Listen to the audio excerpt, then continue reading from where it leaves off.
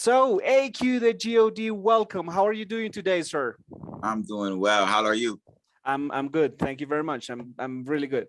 I would like to talk to you about one local magazine here. They wrote down in an article talking about you, and they said you are el dueño del clásico del underground hip hop de Nueva York.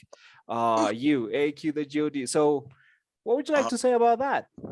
oh man, first of all, I want to ask: is it possible for me to like get a picture or see the magazine or something? I can forward it to you, of course. Yes, Yes.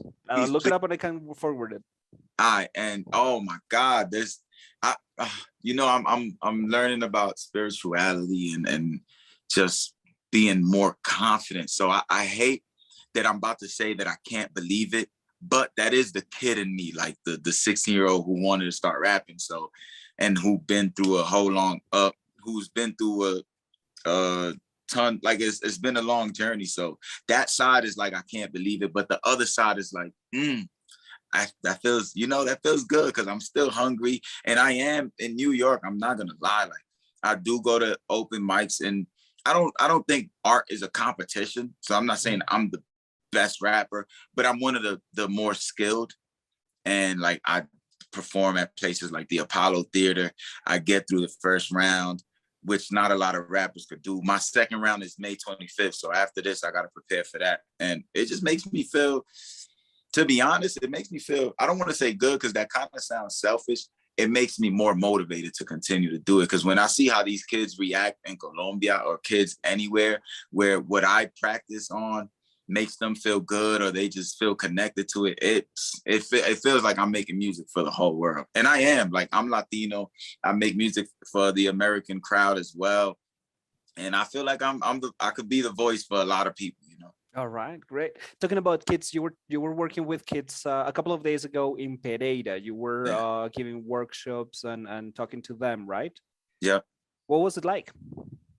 First of all, I never spoke that much Spanish in like a workshop. So it was a little nerve-wracking, but I did well and it was good. Like I taught him I briefly told him about me, my journey, what I do, spoke about the importance of health, mental health, spoke about how I make a song, how they can make a song, gave them confidence. I'm like, yo, if y'all can rap along or sing along to any other artist, that means you can literally make a song yourself. Now you just gotta keep going. And like, you're not gonna be good the first day, the second day, you keep going if you truly love it. But also performed for them, and their energy is amazing. Energies. I just love speaking with them, taking pictures with them, telling, learning about them. I always feel weird in them positions because I don't want to only talk about myself. So I'm asking them about themselves. They love dancing. They love drawing. They're intrigued with the American culture and with hip hop. So it was super fun.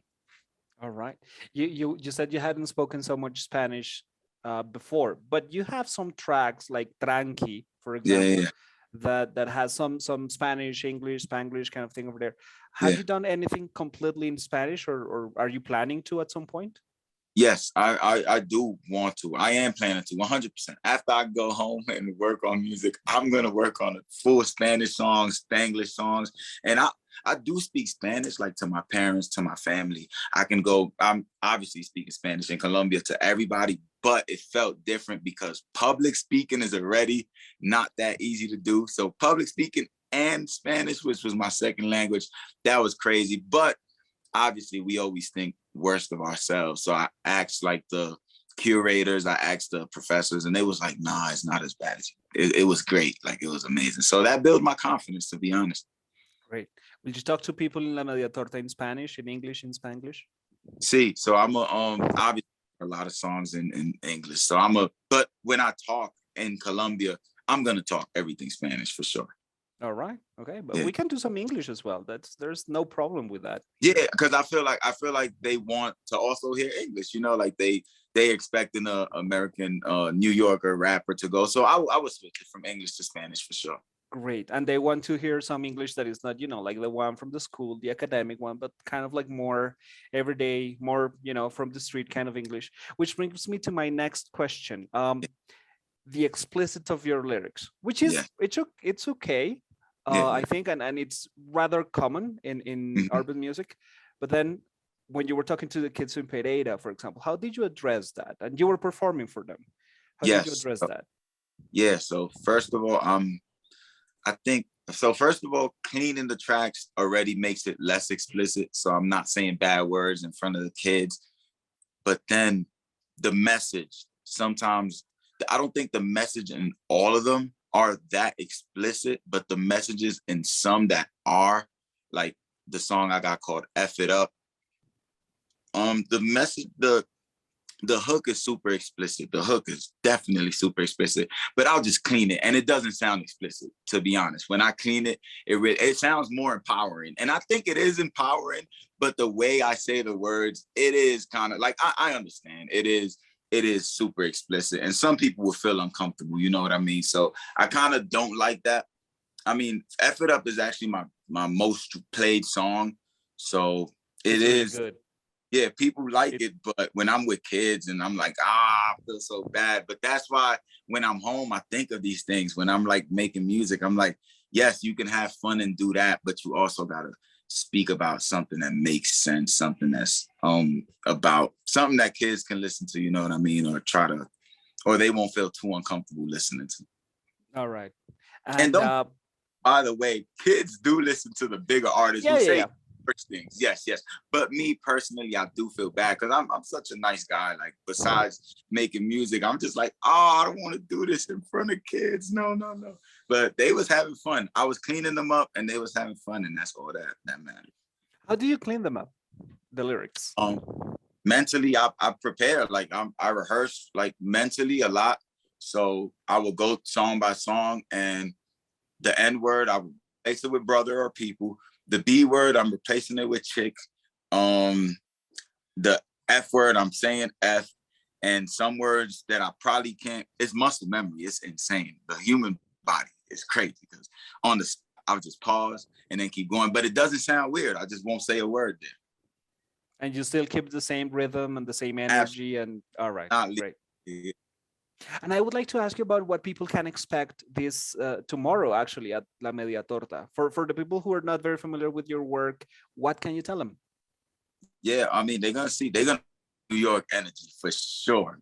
And that makes me excited because in my mind, like the part that's a little nervous that I don't have many songs in Spanish. Not nervous to perform, but that I don't have many songs in Spanish. The other side is also like, no, these Colombia is such a like they love hip hop so much and music so much, and they're in love with urban music that they're gonna appreciate it. So I can't wait to just give them my energy, to be honest. All right. Because And I'm gonna go from songs that are hype to lyrical songs to songs that are hip hop for real. So I can't wait. all right. And finally, where can we hear your work? Where can we find you? What are your socials, for the people who are Yeah, listening, so for the people who are curious about your work? I usually post most of my things on Instagram, which is AQ THEGOD. I got a TikTok as well. The same thing, AQTHEGOD. YouTube, same thing. Spotify, same thing. You'll have to like the spaces on Spotify. So AQ space THE space GO.D. And I have music there. I got like a project that I released in 2019, a project that I released last year. And then I just keep making more music. So I'm gonna keep releasing more music. And then they're only gonna get better. Like I'm taking vocal lessons. I want to learn how to be more melodic, learn how to sing. And this experience in Colombia, oh my God, this is the best thing that's ever happened to me. Like I see how coach is loving like the hip hop thing. And I can only imagine if I keep adding Spanish, you know what I mean? Oh, Because Latin American culture, our culture is so powerful. it is. I could only imagine. Like I'm super excited to work on that because Colombia taught me a lot. All right. I'm glad to hear that. And we're glad to have you here, and we're looking forward to your show tomorrow. I can't wait. And are there any other shows coming for you, like while you're here? Oh nah, so I go back home on Sunday and then I got a show at the Apollo Theater on May 25th. That's the second round and it's huge. So yeah, send whoever's listening to this, send me good. We will, definitely. We will. So Appreciate you. AQ the G.O.D. Thank you very much for this time that you've given us, and have a great day. Thank you, sir, very much. Thank you so much. I appreciate the questions. I appreciate your energy, and I appreciate the questions were really good. Thank you so much.